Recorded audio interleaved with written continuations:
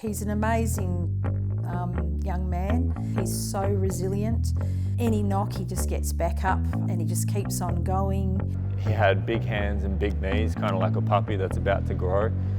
He was awesome to work with. Very talented kid, still very talented. He beat me by a significant amount.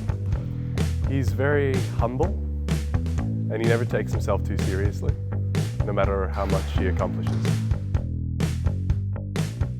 I'm Jackson Hamilton. I'm a Year 11 student at Shenton College. I compete in shot put, discus and javelin.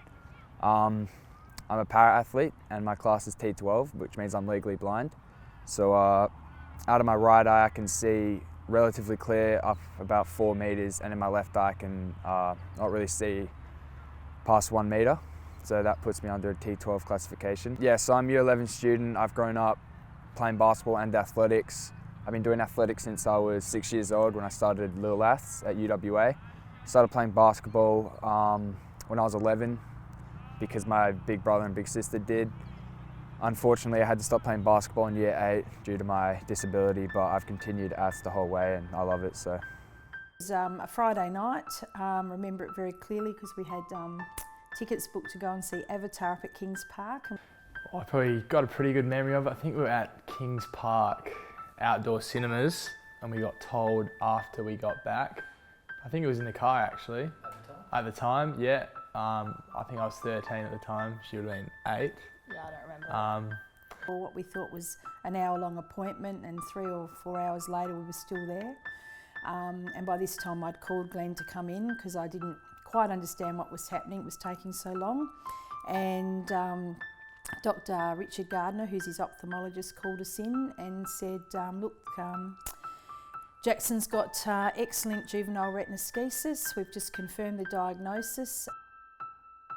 So didn't obviously understand it too much in the time, but knew from Mum and Dad's reaction obviously it wasn't too good. And then yeah, for the next few years, just a little bit of just helping out him. Bit more as the years go on, you slowly start to help a little bit more. Yeah, that's probably how I remember it. I don't remember absolutely anything. I think I was too young to remember it. He's done a great job on the board.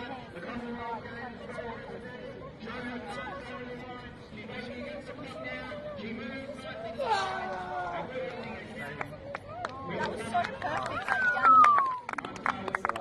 Probably the darkest place I've ever been is probably after I detached my retina for the first time because I was still pretty young. I think I was year 8 and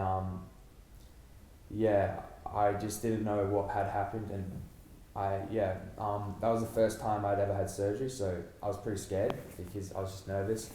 And then also when I came out of surgery I was in a lot of pain, and also I was on the pain meds I was on and stuff were just making me really sick, and I'd just been locked in my bedroom for like 4-6 weeks. So it was at the end of grade 1, his teacher noticed that his letters were reversing and that his writing was getting quite messy, and that he was looked like he was squinting in class a bit. Funnily enough, we'd already taken him to have his eyes checked earlier and they said there was nothing wrong. So we went to an occupational therapist and they did a full run through of everything with him, and they said there was absolutely nothing wrong. They couldn't find anything. So they suggested we go and have his eyes properly tested. So we went out to an appointment and saw at the Oxford Eye Clinic, and they ran through some tests, took some photos, didn't say too much and just said, look, you probably need to go and see an ophthalmologist. When your retina detaches, a retina normally looks flat like this if you see a photo of it in the eye, and his had lifted right up, so there's a big fluid underneath, and that's what the curtain means coming across, and it just goes black. And what they do is in surgery, they actually take the eye out of the socket, they put it on this stand, which is quite gross when we realise what they do, and they put a band around it and stitch it into the eye so the retina stays down, and they do some laser, and they put some cryo gas or freezing to help with the splits in the retina.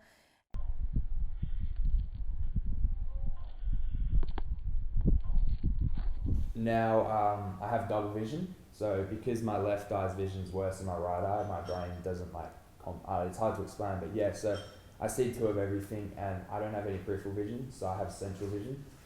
So yeah, anything coming on the side I can't see. I have good depth perception though, so I can walk around, you know, like I can catch balls and stuff. And yeah, it's just like reading stuff, I have to read it up really close, and also my eyes get strained quite easily. So after a long stay, like after school, I'm usually like just knackered because my eyes are just hurting.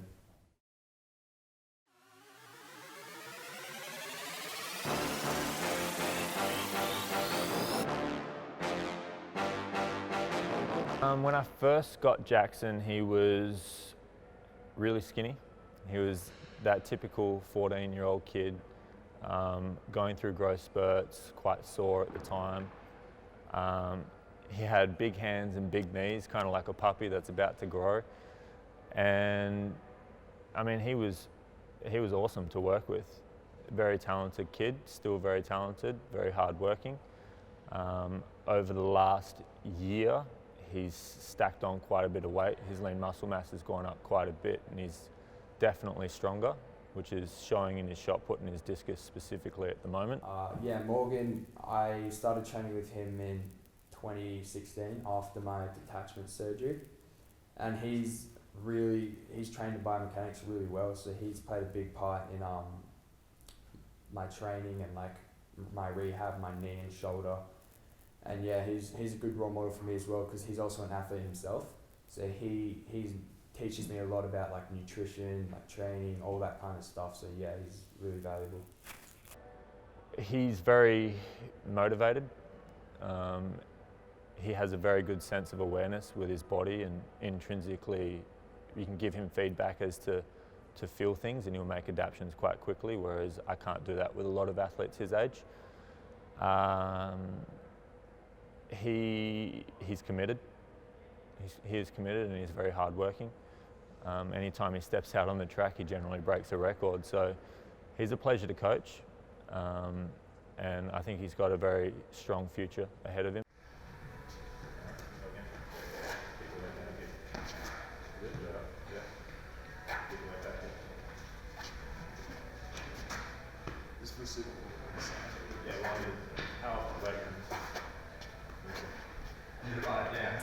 So Jackson is classified as an F12.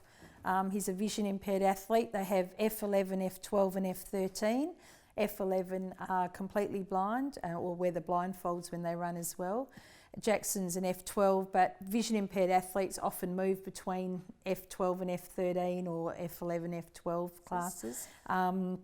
So yeah, that's his classification. When he's at home in Australia, he competes against all different classifications, because there's not enough athletes here, and then they work off a percentage table.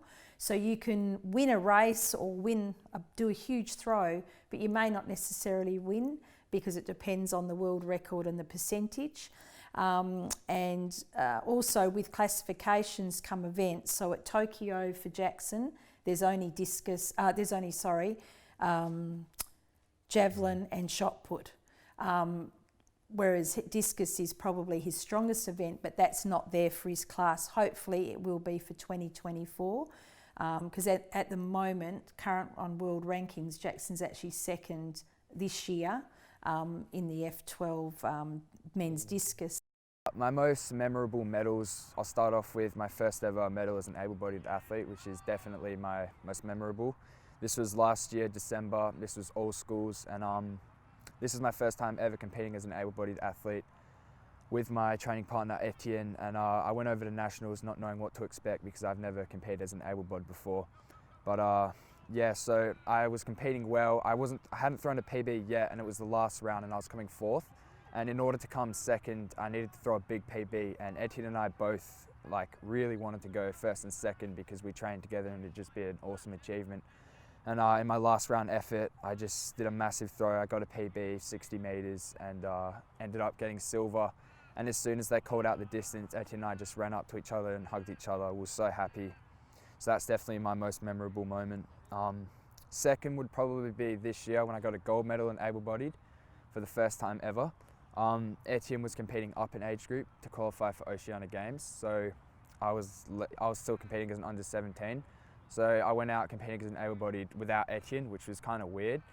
So yeah, Etienne helps me with like where I am in the circle. Like we communicate with each other, all that sort of stuff. So it was different from other comps being out there by myself. But I was happy to throw a PB and end up getting the gold medal at Nationals in March. And my third most memorable medal would have been Arafura Games. In Arafura Games, Rabia Fatima Martin, she was very impressive yesterday in winning that 10,000 metres. It's my first major comp ever, and Australia wasn't the only country there, so it was like an international meet. And I threw shot put and discus over there, but I only medalled in discus. And while I was competing, I had a detached retina because over there is when I detached my retina over in Darwin, and then I competed for discus. And I ended up throwing a PB with the 2 kilogram and getting the silver, only just missing the gold by half a metre. But yeah, it was an amazing achievement. It's my first ever international comp, and yeah. Yeah, look, I mean, I know I'm mum and I'm pretty proud, but he's an amazing young man. He's very loving, he loves his family, he's so resilient. He just, any knock, he just gets back up and he just keeps on going. Very funny, very charismatic, very honest, very open guy. Yeah, he's great with people. He's got a lot of, makes a lot of mates. Personally, I think he could qualify for the World Junior Champs as an able body in the discus next year. He is a very talented discus thrower as well. I tell him all the time, I say, apart from your vision, you can basically do everything everyone else can. You just can't see as well as we can. I think my goals as an athlete is definitely to reach my full potential. I want to compete for Australia as many times as I possibly can, not only as a para but as an able-bodied as well. I want to set world records in my class, and yeah, I just want to break boundaries and set limits that I'd never thought possible. In life, I'm year 11, so I'm not sure what I want to do yet, but I know that whatever it is, I want it to be sports related because that's my passion. Doing PE studies in school at the moment, I'm really enjoying the theory side of it because I get to learn a lot about nutrition, like what to eat, how training works, all that sort of stuff. So yeah, it's definitely a big passion of mine. So when I'm out of school, I want to do something that's sports related.